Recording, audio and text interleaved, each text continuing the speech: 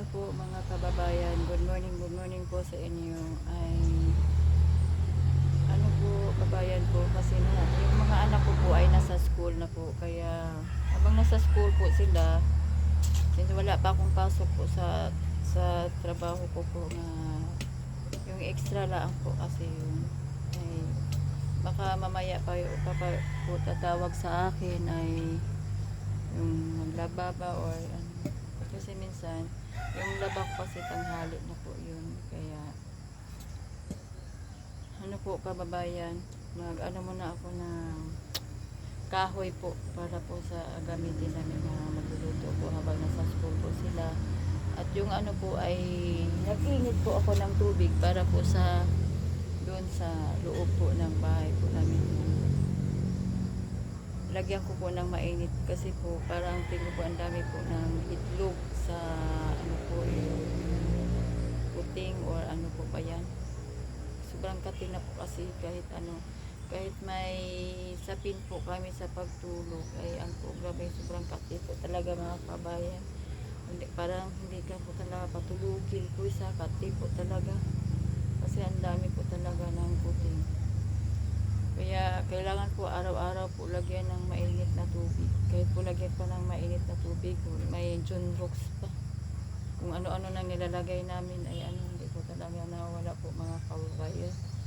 Pati ano po, yung ano po talaga, siguro po ay araw-araw po yan nag-itlog yung ano. Kasi simple ang dami po talaga. May mga maliliit pa. Ang kati po talaga ng mga maliliit. Naawa na po ako kay Megan kasi pati mukha niya din. Punong-puno na po talaga sa pula yung mukha po niya kasi sa dami na po.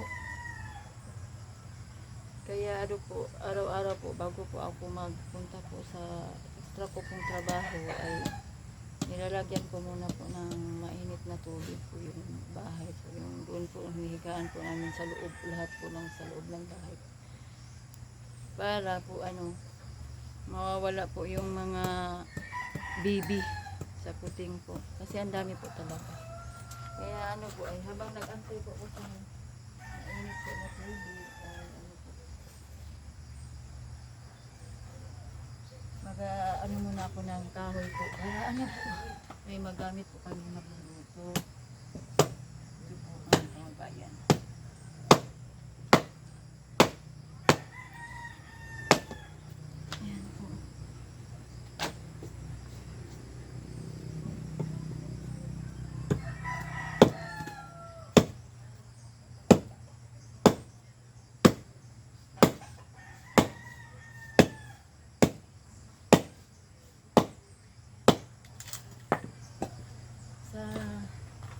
Nagtatanong ko nga po ba lang kung bakit hindi pa po kami nakalipat po. Kasi po ano po ay hindi pa po kasi inalista may-ari pa yung mga gamit sa loob kasi may ano po yata may urgency po yata yung pinupuntahan po siya.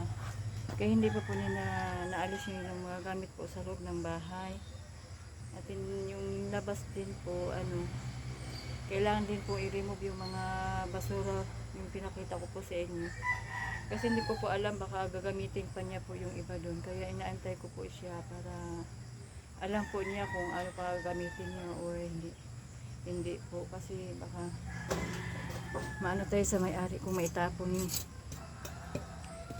Pati daw po yung kuryente. Next week pa po yata yun maikunin kasi ano daw po yung hinintay lang daw po yung ano daw po ng permit sa pagtaki daw ulit ng kuryente po nila ng connection po nila ng kuryente. Kaya tiis muna mga 1 week po mga kababayan. Siguro po ano po sa next week po ay sure na po makakalipat na po talaga kami. Wish ko po talaga kasi ano po nakakaawa na po talaga ang mga bata tuwing papasok po sila nangati po talaga ang katawan po nila dahil po sa ano tapos ano po yung tulog po nila ay nakakaano po talaga kasi lagi po nagigising pag tuwing po nangati po ang mga katawan po namin talaga kaya lagi po naglalagay kami ng alcohol nangati pero maya maya bumalik ka na naman ulit sa higaan ganun pa rin ang kati na naman Kaya tinitingnan ko rin po kasi ang dami, mga maya-maya lang ng kaunti. Start ng mga 11 ng gabi, talagang doon na rin po sila na na attack na po sila. Ang dami po talaga, malaki or maliit, ang dami po nalapit doon sa sa higaan po namin. Kaya lagi na po ako nakakaabang kasi po baka pupunta po doon kay Megan, kay Maxine. Ay po, naiyak kasi po minsan pag sobrang kati na po pag kasi siyempre maliit pa po sila kaya hindi nila maano yung kati po. Kasi ang kati, sobrang kati po talaga. Kaya wish po namin talaga na makalipat po kami mga kababayan. Kaso lang po yung mga gamit po namin.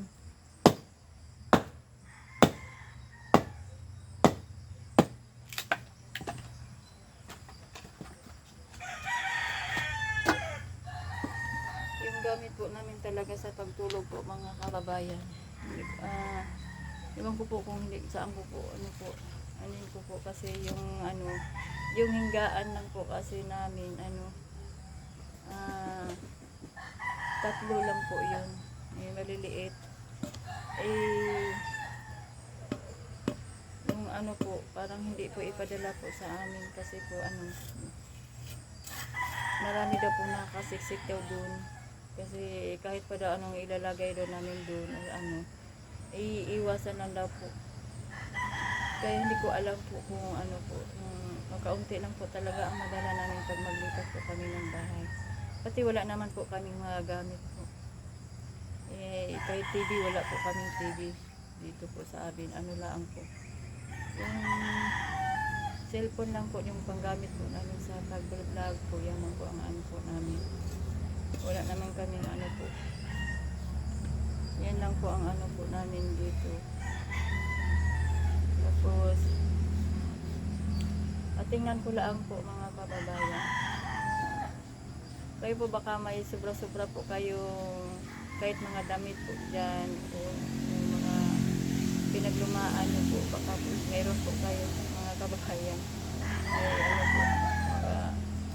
wala namang problema po sa amin kahit use or basta po kung meron po kayo ay tatanggapin po namin kasi meron po kami nagagamit po mga kababayan kasi po talaga. Hindi ko po alam kung saan ko po po kasi actually po talaga yung po namin kaya nga sinisigurado ko po pagbigay yung rent ng bahay po tapos po yung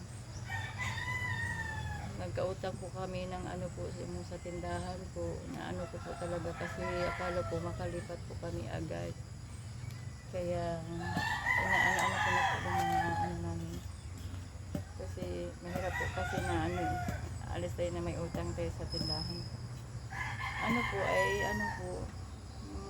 trabaho ko lang po kasi yung pa extra lang po hindi po lagi yun kaya naghanap po talaga na ako na yung permanent work po para po sa pagre-rent po namin at sa gastusin po namin araw-araw po mga kababayan. Naghahanap po talaga ako yung talagang permanent po na may sahod po ako buwan-buwan po na mapagkunan ko po doon sa monthly rent po namin at sa pang araw-araw po namin mga kabayan. Baka may alam po kayo mga kabayan na pwede ko pong papasukan po ng trabaho. Hindi naman po na ako namimili po ng trabaho as long as na mabuting trabaho po mga kabayan. Kasi po ay ewan ko lang po kung naisipan ko nga kasi parang abroad yata ako ulit o po. Pero pag tuwing sabihin ko po kasi sa mga po ay naiyak po sila lahat kasi ayaw daw po nila akong paalisin kaya ewan ko po mga kabayan kasi po kung isipin ko po talaga kung ang source income kasi po namin dito hindi po permanent po at ako lang po ang naghanap buhay po para po sa amin sa pang araw-araw po namin mga kababayan.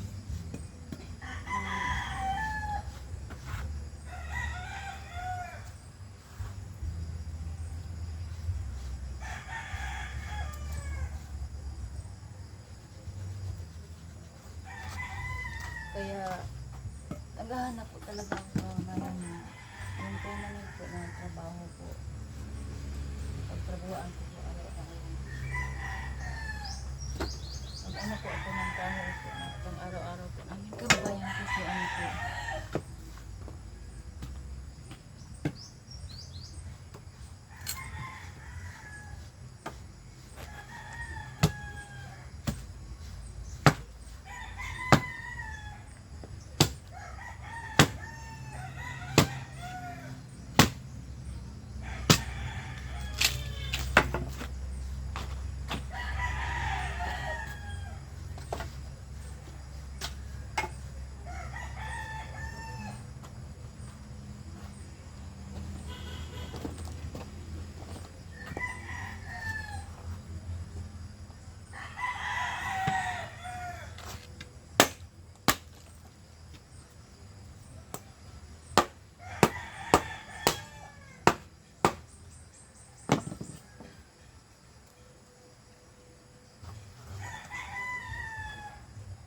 Kaya, baka may alam po kayo mga kabayan na pwede ko pong pasukan.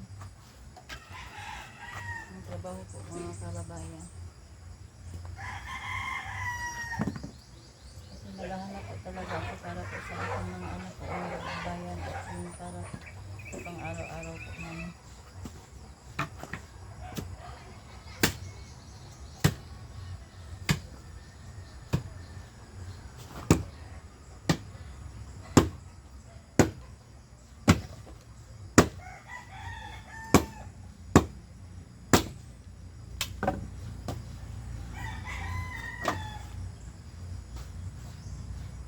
Kaya naghahanap po talaga ako mga kabayan po.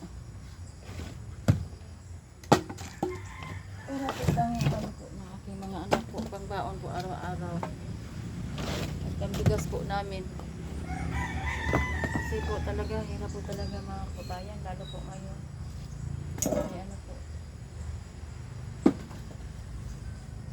Kaunti na lang po ang bigas namin, kaya naghanap po ako ng paraan po kung paano po yung bigas po namin araw-araw kasi marami po kasi kami mga kabayan kumakain po. Kaya nga minsan po mga kabayan ay isang beses lang po ako nagsasaing. Tapos ano, nagkakape lang po yan sila umaga, kumakain ng kaunti, tapos nagbaong. Hindi na rin po ako magsasaing. Saing na ng pagkahapon po. Yun na po ang hapunan po namin kasi kailangan po talaga namin magtipid po mga kababayan. Kaso lang po ano, minsan po talaga ay ano, kung magsakit lang po talaga sila mga kababayan, mahirap po talaga kasi ano, yung gamot po kasi namin sa sobrang layo po namin, kung ano po, yung silang lahat po magkakasakit, magkasunuran po sila. Ang daming gamot po mauubos po kasi siyempre lalo pa ulan ng ulan po ngayon ng kabayan, nahirap po talaga. Kaya isip ko lang ko ba ako kailangan ko pong maghanap ng trabaho. Yung araw-araw po nga po nga may kumikita po ako na sure po talaga. Kasi ngayon po kasi talaga mga kababayan ay ano po, hindi po lagi na may trabaho po ako. Kaya lang po kasi.